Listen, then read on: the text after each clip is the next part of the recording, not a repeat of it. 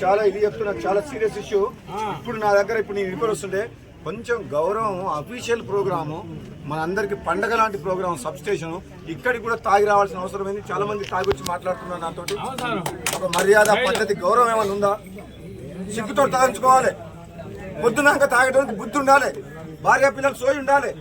ఉదయం లేసి తాగడానికి. బెల్ట్ షాపులు బంద్ చేయమని చెప్పినా ఎవరు బంద్ చేయాలి? మీ ఊరోళ్ళందరూ బంద్ చేయాలి. అట్లా కాదు, మీ గ్రామస్తులు కమిటీ వేయలే? శ్రీనివాస రెడ్డి, మన రవీంద్ర రెడ్డి రేపు ఉదయం వచ్చి ముష్టిపల్లిలో ఎన్ని బూతులున్నాయి? 5 మహిళలు, 5 ఇంపార్టెంట్ పర్సన్స్ తోటి 2 కమిటీలు.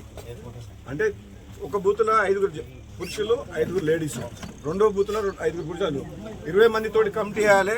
ఒక్క బెల్ట్ షాప్ ఉండొద్దు. మళ్ళీ మీకు డెవలప్మెంట్ కావాలని నా దగ్గరికి ఎవరైనా రావాల్సిన వాళ్ళు ఎవరన్నా మీ ఊరు నుంచి నాతో మాట్లాడాలంటే ఫస్ట్ మీ ఊర్లో బెల్ట్ షాప్ బంద్ చేయాలి. మీరు తాగి నాతో మాట్లాడుతుంటే నేను బెల్ట్ షాప్ మీకు డెవలప్మెంట్ చేయాలనా? ఈ పద్ధతేనా? మర్యాదనేనా? ఉదయం 5 గంటలకు 6 గంటలకు ఉదయం 5 అవుతారు.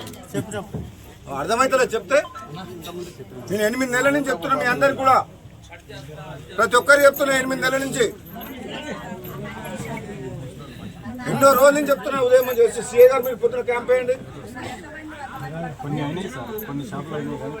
మళ్ళీ కొన్ని షాపులు అంజయ్ మళ్ళీ సార్ నువ్వు నాకు ఫోన్ చేస్తే నీ ఫోన్ ఎత్తా నేను.